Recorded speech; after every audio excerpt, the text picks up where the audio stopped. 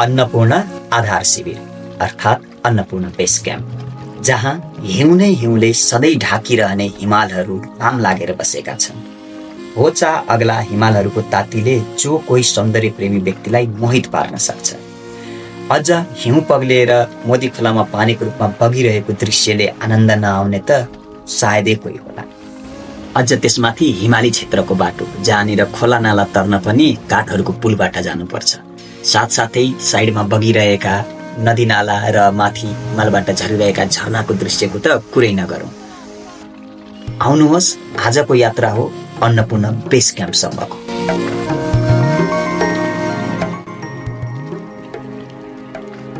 October महिना लागेसँगै विदेशी पर्यटकहरूको चहल पहल बढ्दो क्रममा देखिएको छ, जसले चाहिँ अब ट्रेकिङ सिजन सुरु भयो भन्ने सङ्केत गरिरहेको छ। आउनुहोस्, अब हामीहरूसँगै एबिसी ट्रेकको यात्रामा लागौँ।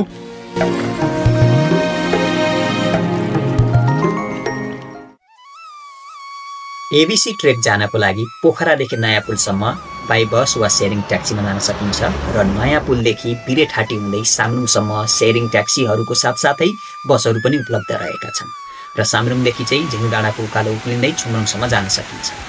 र छोमरोङसम्म जाने सम्पूर्ण जानकारी सहितको भिडियो हामीहरूले अघिल्लो एपिसोडमा अपलोड गरेका थियौँ। यदि तपाईँहरूलाई केही जानकारी चाहिएमा त्यो भिडियो हेर्न सक्नुहुन्छ। र आज चाहिँ हामीहरू छोमरोङदेखि एबिसी ट्रेकसम्मको सम्पूर्ण जानकारी हजुरहरूलाई दिनेछौँ। अब ढिला नगरिकन भिडियोलाई सुरु गरौँ।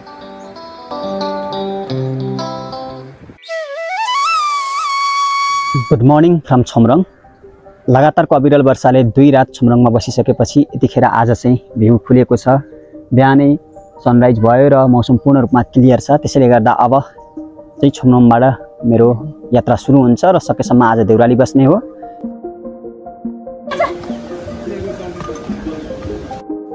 दुई दिनदेखिको छोमरोङको बसाइसकेर बिहानै ब्रेकफास्ट खाएर 8:15 बजे मैले आफ्नो पैदल यात्रा सुरु गर्दै एबिसीतिर म लम्किएँ।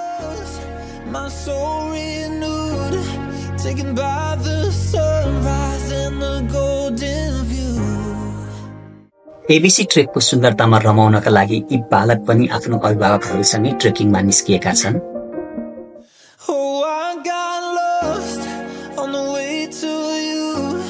छोमरोङबाट केही मिनटको पैदल यात्रा गरिसकेपछि यो सुन्दर झुलुङ्गे पुलबाट पुगिन्छ, जहाँनिर पर्यटकहरू आवत जावत गरेको दृश्य साह्रै नै सुन्दर देखिन्छ। अझै घोडा र खच्चडहरूले यो पुलबाट आवत जावत गर्दाको दृश्यको त कुरै नगरौँ।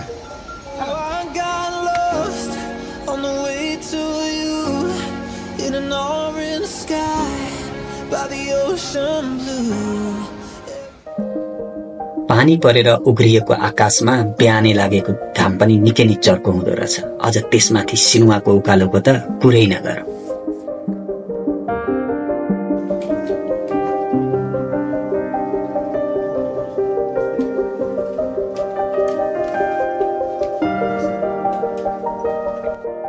छोमरोङबाट हिँडेको करिब 1 घन्टामा लोयर सिनुवा आइपुग्यो। अब यहाँबाट अप्पर सिनुवा ब्याम्बु हुँदै अगाडि बढ्नेछौँ।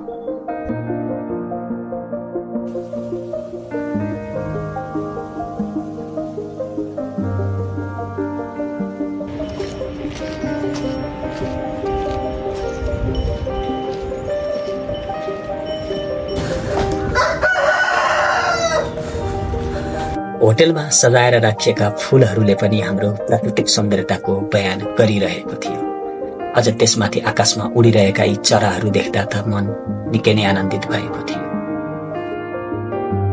यतिखेर बिहानको 10:15 बज्यो र छोमरोङबाट हिँडेको 2 घन्टामा म अप्पर सिनुवा आइपुगेँ। छोमरोङबाट लोयर सिनुवा हुँदै अप्पर सिनुवासम्म आइपुगेको छु र आज चाहिँ घाम चर्को नै लागेको छ। हिजो र अस्ति दिनभरि अविरल वर्षा भयो नि, आज चाहिँ घाम लागेको छ। मौसम पूर्ण रूपमा खुलेको छ।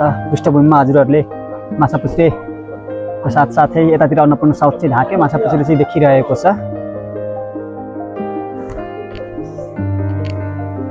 अप्पर सिनुवा आइसकेपछि चाहिँ केही मात्रामा पर्यटकहरू देखा परिरहेका थिए र कतिपय पर्यटकहरू थाकेर अप्पर सिनुवामा बसेर पानीको साथसाथै केही हल्का लाइट स्न्याक्सहरू पनि खाँदै थिए।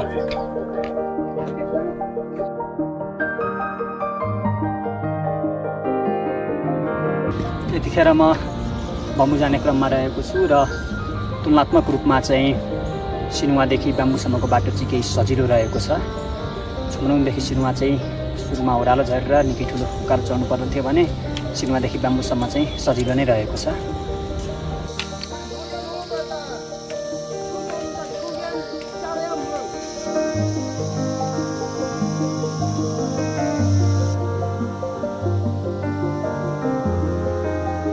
जसरी जसरी मेरो यात्रा अघि बढिरहेको थियो त्यसरी नै सुन्दर नदीनाला र झरनाहरू देखा परिरहेका थिए र साथसाथै बाँसको झाडीहरूले पनि संकेत गरिरहेको थियो कि अब बम्बु नजिकिन थाल्यो भनेर। तपाईहरुमाझ एउटा सूचना शेयर गर्न मन लाग्यो। यहाँबाट चाहिँ बम्बु सुरु हुन्छ र बम्बु भन्दा उता चाहिँ मिट आइटमहरू लान पूर्ण रूपमा प्रतिबन्धित रहेको छ। जस्तै यहाँ लेखिएको छ, as the name Annapurna sanctuary has holiness in itself, it is strictly prohibited to take buff, chicken, pork, beef भनेर लेखिएको छ। अर्थात् यहाँबाट माथि चाहिँ बफ, चिकन, पोर्क र बीफको मासु लान पाइँदैन। Only sheep and goat meat is allowed, अर्थात् भेडाको र खसीको मासु मात्र योभन्दा माथि लान पाइन्छ। त्यही भएर यदि हजुरहरू पनि कोही आउनुहुन्छ भने चिकन, बफ, पोर्क, बीफ इत्यादि चाहिँ लिएर माथि नजानु होला। यो चाहिँ हाम्रो अनुरोध हो र यो चाहिँ हाम्रो एनटिएनसीको साथसाथै एक्याप र साथसाथै यताको जति पनि हाम्रो कमिटीहरू छन् सबैजनाले बनाउनु भएको नियम हो। त्यसको पालना हामीले पनि गर्नुपर्छ र तपाईहरु पनि गर्नु होला है त। यतिखेर दिउँसोको 11:30 बज्यो र अप्पर सिनुवाबाट हिँडेको करिब 1 घण्टामा म ब्याम्बु आइपुगे। अब ब्याम्बुबाट त्यही अगाडि बढेर चाहिँ अर्को स्टपमा लन्च गर्नेछौँ।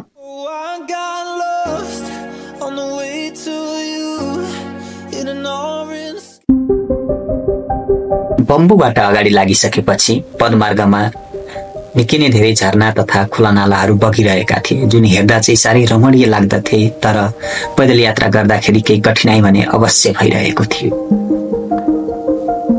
यतिखेर दिउँसोको 12:30 बज्यो र म दोबान आइपुगे।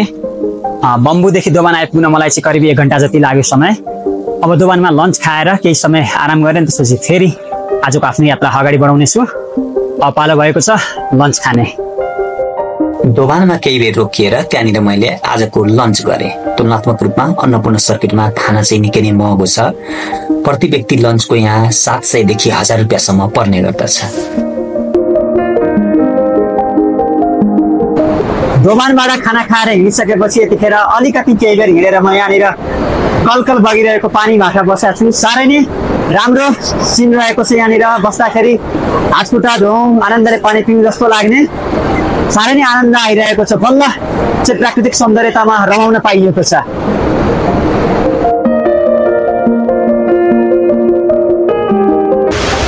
हिजो र अस्तिको अविरल वर्षाले गर्दा होला सायद यहाँनिर चाहिँ बाटोभरि पानी नै पानी रहेको छ। हिँड्दाखेरि जुत्ता मोजा सबै भिज्दछ र बाटोमा पानी हुनेको कारणले गर्दाखेरि अलिक चिप्लो पनि बढिरहेको छ। होस पुर्याएर आउनु होला आउँदाखेरि हजुरहरू पनि।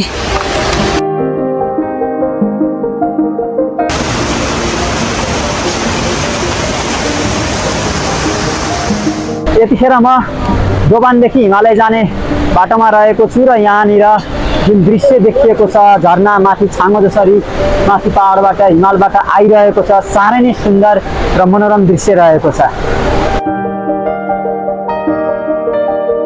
पछाडि पृष्ठभूमिमा हजुरहरूले देखिरहनु भयो होला यो खोला बगिरहेको।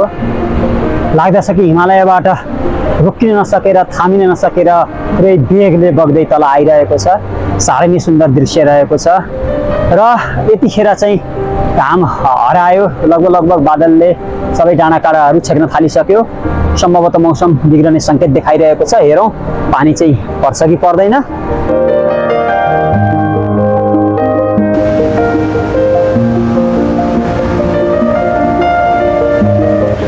यतिखेर दिउँसोको 2:30 बज्यो र दोबानबाट हिँडेको करिब 1.5 घण्टामा म चाहिँ हिमालय आइपुगेको छु। हिमालय चाहिँ समुद्री सतहबाट 2900 मिटरको उचाइमा रहेको छ। अब यहाँ केही बेर आराम गरेर त्यसपछि फेरि देउरालीसम्म आफ्नो यात्रा जारी राख्नेछु। सम्भवतः आज देउराली पुग्ने लक्ष्य पुरा गर्न सकिन्छ होला। हेरौँ मौसमले कतिको साथ दिन्छ।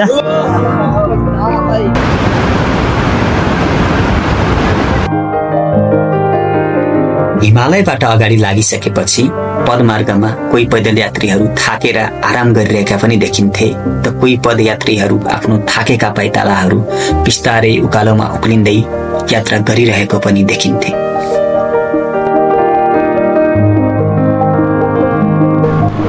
यतिखेर म यहाँ माथि डाँडामा आइपुगेँ र पछाडिपट्टि पृष्ठभूमिमा खोला बगिरहेको साथसाथै उतापट्टि केही होटल लजहरू देखिरहेको छ। सम्भवतः त्यो देउराली हुनुपर्दछ र आजको हिँडाइ पनि साह्रै नै कठिन नै थियो भन्दा फरक पर्दैन। बिहान 8:30 बजे सुरु गरेको यात्रा अहिलेसम्म पनि यात्रा नै छ र हेरौँ अब यहाँबाट त्यहाँ माथि तल उत्लेर देउरालीसम्म पुग्न के कति समय लाग्छ।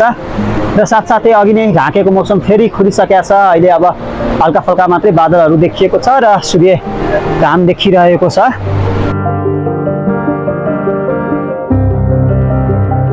देउराली नजिकै गरिरहेको थियो र बिग्रिरहेको मौसम पनि सुधारोन्मुख भइरहेको थियो, जसले गर्दाखेरि वरपरका हिमालहरूबाट झरिरहेको झरनाको दृश्य निकै नै सुन्दर देखिनुको साथै साह्रै मनमोहक पनि थियो।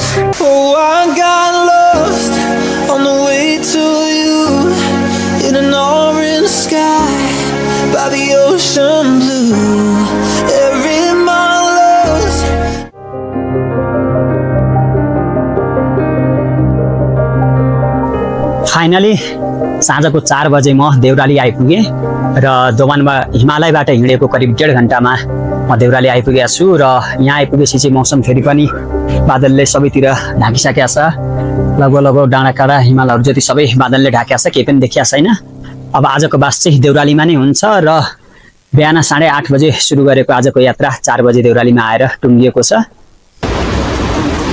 करिब 7 घण्टाको पैदल यात्रा गरेर छोमरोङदेखि म देउराली आइपुगेँ र अब आजको बसाइ चाहिँ देउरालीमा नै हुनेछ।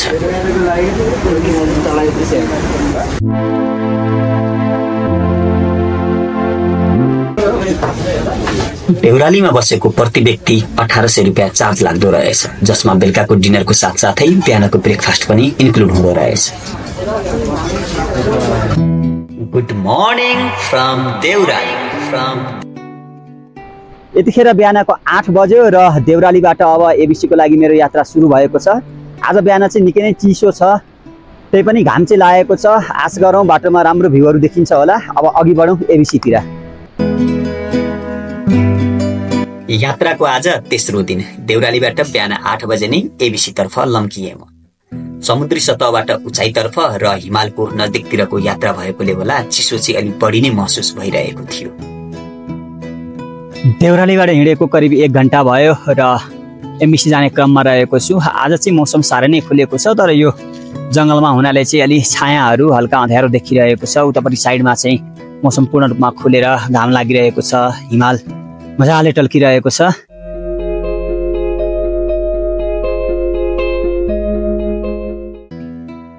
पदमार्गमा भेट भइरहेका विदेशी पर्यटकहरूलाई हाई हेलो गर्दै म एमबिसी तर्फ लम्किरहेको थिएँ। साथसाथै मनमा एउटा छुट्टै आनन्दको अनुभूति भइरहेको थियो, किनकि म हिमालको नजिक पुगिरहेको थिएँ। अघिसम्म चिसो चिसो भइरहेको थियो, अब घाम चर्केर चाहिँ साह्रै गर्मी भयो। ज्याकेटहरू खोलेर ब्यागमा राख्नु पर्ला।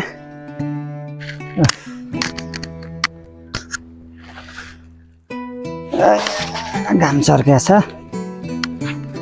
यस्तै हो, घरि पानी पर्ने घरि घाम चर्किने।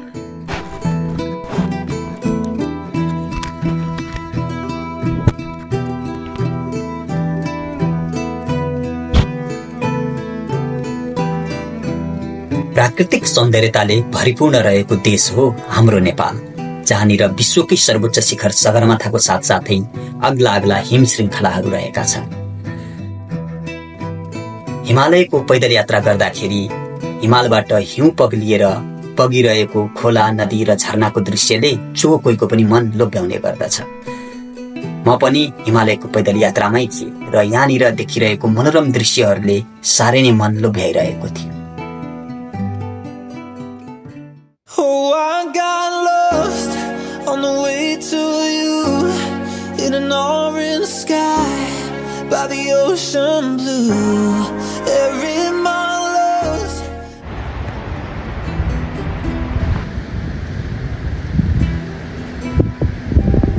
बिहानको 10 बज्यो र देउरालीबाट हिँडेको 2 घन्टामा म माछापुछ्रे बेस क्याम्प आइपुगेँ। माछापुछ्रे बेस क्याम्प समुद्री सतहबाट 3700 मिटरको उचाइमा रहेको छ। भनिन्छ नि पृथ्वीमा स्वर्ग छ कि छैन त्यो चाहिँ थाहा छैन, तर नेपालमा चाहिँ स्वर्गका टुक्राहरू धेरै नै रहेका छन्, जसमध्ये यो ठाउँ पनि एक हो। साह्रै नै सुन्दर दृश्य यहाँबाट देखिरहेको छ। पृष्ठभूमिमा हिमालहरू सुन जस्तै टल्किरहेका छन्। अब यहाँबाट यात्रा चाहिँ एबिसीसम्मको हुनेछ। सम्भवतः यहाँदेखि एबिसी पनि 2 घन्टामा पुगिन्छ होला। हेरौँ, यात्रा गर्दै जाउँ।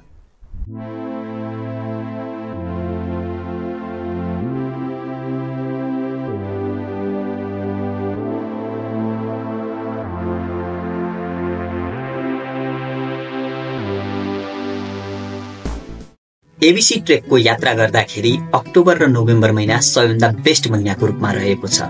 बर्खायाममा यात्रा गर्दा पानी परेको कारणले गर्दाखेरि बाटोहरू चिप्लो र डरलाग्दो हुन्छ भने नोभेम्बर पछिको डिसेम्बर जनवरीमा यात्रा गर्दाखेरि चिसो अत्यधिक मात्रामा बढेको हुन्छ, जसले गर्दा हिउँहरू धेरै नै खस्छ र बाटोमा पैदल यात्रा गर्न पनि पैदल यात्रीहरूलाई कठिनाइ हुने गर्दछ। त्यही भएर यदि तपाईहरू पनि एबिसी ट्रेकको यात्रा गर्दै हुनुहुन्छ भने सकेसम्म अक्टोबर र नोभेम्बर महिना पारेर गर्नुहोला। बर्खायाम सकिसकेपछिको जुन हिमाल खुल्दछ र त्यहाँनिर जुन दृश्यहरू देखिन्छ त्यो साह्रै नै सुन्दर हुने गर्दछ।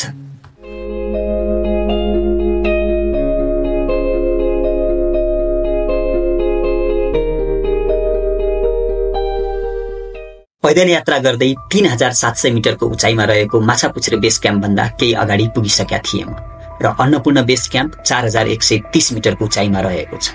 अझै पनि करिब 400 मिटरको उचाइ चढ्नु पर्ने थियो, जसले गर्दा हल्का थकाइ चाहिँ महसुस भइरहेको थियो। तर पनि यहाँनिरबाट वरपर हेर्दाखेरि जुन हिमालको दृश्यहरू देखिरहेको थियो, अझ स्पेशली माछापुच्छ्रेको हिमाल जुन देखिरहेको थियो त्यो साह्रै नै सुन्दर र मनमोहक थियो, जसले गर्दाखेरि पैदल यात्रा गर्दा जति नै थकाइ महसुस भए पनि यो दृश्यहरू हेरेर त्यसमै रमाउँदै भुल्दै म फेरि पनि आफ्नो यात्रामा अघि बढिरहेको थिएँ।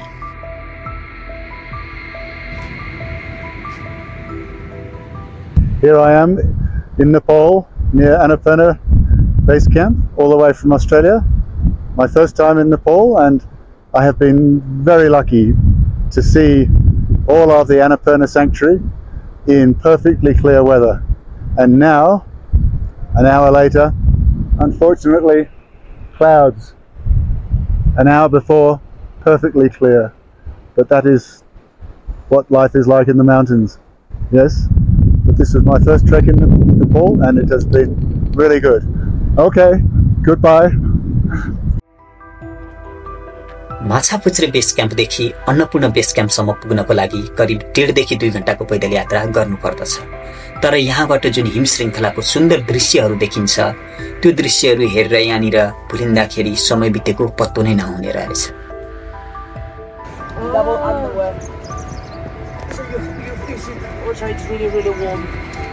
पैदल यात्रा गर्दै म यो आफ्नो सोलो ट्रेकको गन्तव्य स्थल नजिक पुग्न थालिसकेका थिएँ। तर फेरि पनि मौसम बिग्रिएर सोचेको जस्तो हिम श्रृङ्खलाहरूको दृश्य देख्न पाइँदैन कि भन्ने मनमा कता कता शङ्का उत्पन्न भइरहेको थियो।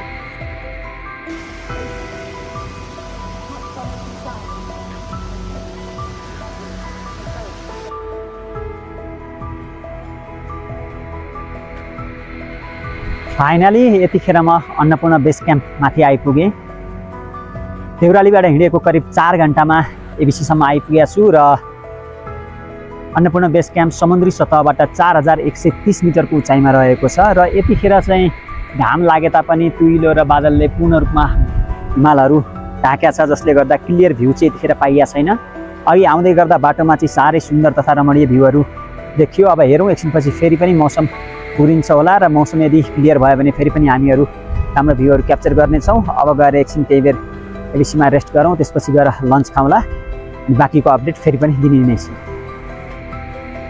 नेपालमा वर्षेनी लाखौंको संख्यामा पर्यटकहरू भ्रमण गर्न आउने गर्दछन् र जसमध्ये अधिकांश पर्यटकहरूको पहिलो रोजाइ हो अन्नपूर्ण बेस क्याम्पको ट्रेकिङ। र अहिले अक्टोबरको महिना चलिरहेकोले गर्दाखेरि पनि अन्नपूर्ण बेस क्याम्पमा धेरै संख्यामा पर्यटकहरूको घुइँचो देख्न पाइन्छ। दिउँसोको 12 बजिरहे पनि मौसम बिग्रिएको कारणले गर्दा चिसो अत्यधिक नै लागिरहेको थियो। त्यही भएर म लागेँ रुमको खोजीमा। अन्नपूर्ण बेस क्याम्पमाथि पनि नेपालीहरूलाई प्याकेजमा राख्ने सिस्टम रहेछ, जहाँनिर प्रति व्यक्ति 2000 चार्ज लाग्ने रहेछ, जसमा बेलुकाको डिनरको साथसाथै बिहानको ब्रेकफास्ट पनि इन्क्लुड हुँदो रहेछ।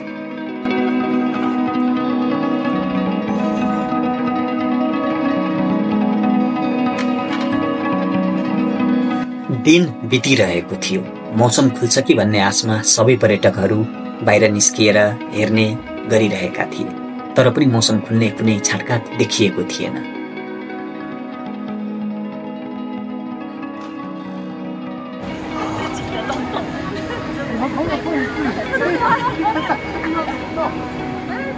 पानी परेर मौसम बिग्रिरहे पनि पर्यटकहरू आफ्नो रुमभन्दा बाहिर निस्किएर त्यहाँनिरको सुन्दर दृश्यहरूलाई आफ्नो क्यामेरामा कैद गर्ने प्रयास गरिरहेका थिए र सबैजनालाई एउटै आश थियो, एकछिनपछि मौसम उग्रिन्छ कि भन्ने।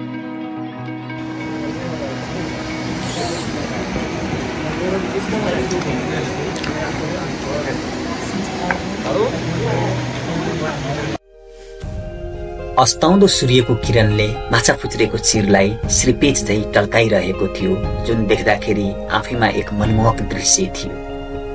सूर्य अस्ताइसकेको थियो, जसले गर्दा चिसो पनि बढिरहेको थियो र अब म लागे आफू बसेको होटलको डाइनिङतिर।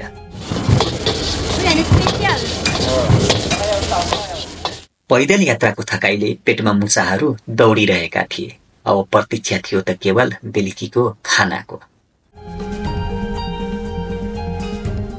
पेट पूजा गरियो, अब भने सुत्ने टाइम।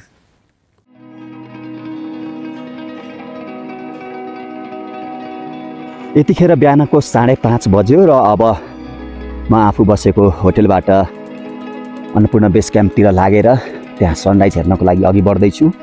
साथसाथै अधिकांश पर्यटकहरू उठिसकेर सबैजना सनराइज हेर्नको लागि अगाडि बढिरहनु भएको छ। यो साइड चाहिँ माछापुच्छ्रे हिमालको हो भने यतातिर चाहिँ हामी अन्नपूर्ण स्याङ्क्चुरी देख्न सक्छौँ। अब केही बेरमै सनराइज हुन्छ, जतिखेर सनराइज भइसकेपछि चाहिँ हिमालहरू टलक्क टल्किन्छन् र साह्रै सुन्दर भ्यू देख्न पाइन्छ। यतिखेर म एबिसीको भ्यू पोइन्टमा छु, जहाँबाट सजिलैसँग सनराइज देखिन्छ र सबै पर्यटकहरू सनराइजको प्रतीक्षामा यहाँ आएर बसिरहनु भएको छ। आफ्नो मोबाइल र क्यामेराबाट सनराइजको सुन्दर दृश्य कैद गर्नको लागि सबैजना तम तयार भएर बस्नुभएको छ। बिहानी पखको पहिलो किरणले अन्नपूर्ण साउथको शिरलाई स्पर्श गर्दाखेरि लागिरहेछ कि कुनै राजाले आफ्नो शिरमा श्रीपेच धारण गरेका छन्। साह्रै नै राम्रो र सुन्दर दृश्य अहिले यहाँबाट देखिरहेको छ।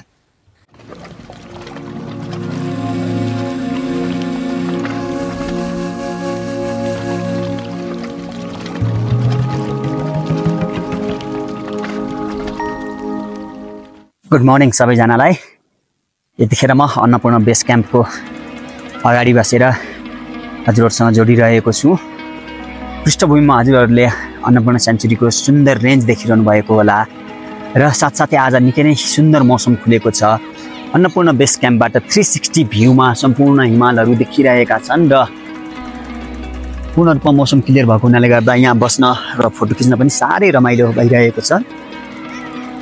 अन्नपूर्ण बेस क्याम्प चाहिँ समुद्री सतहबाट 4130 मिटरको उचाइमा रहेको छ र अन्नपूर्ण बेस क्याम्प आउनलाई चाहिँ हामीहरू काँडे, अस्ट्रेलियन क्याम्प, पोथाना, लान्द्रुक, छोमरङ हुँदै आउन पनि सक्छौँ वा नयाँ पुलबाट घान्द्रुक, घुर्जुङ, छोमरङ हुँदै पनि आउन सकिन्छ या घोरेपानीबाट टाढापानी, छोमरङ निस्कँदै पनि आउन सकिन्छ। हजुरहरूलाई जुन रुट पाएको पर्छ त्यो रुट फलो गरेर हजुरहरू यहाँ आउन सक्नुहुन्छ। साह्रै नै रमाइलो ट्रेक रहेको छ यो र छोटो अवधिमै साह्रै रमणीय ठाउँमा पुग्न सकिने ट्रेक मध्येको एक हो एबिसी ट्रेक पनि।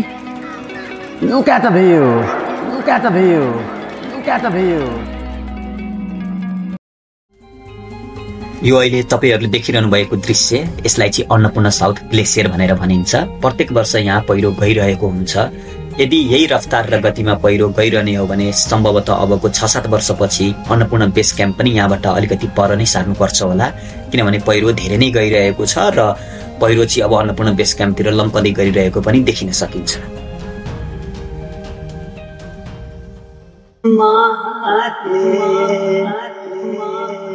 कहिले पानीमा भिज्दै यात्रा गरियो त कहिले चर्को घाममा पसिनाले भिज्दै, तर पनि आफ्नो गन्तव्य स्थलमा आइसकेपछि सबै दुःख पीडा बिर्सिँदो रहेछ।